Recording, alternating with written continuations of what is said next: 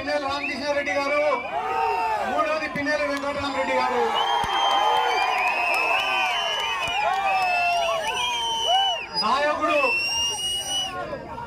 నాయకుడు ఎంత బలవంతుడో ఆ నియోజకవర్గం అంత అభివృద్ధి చెందుతుంది.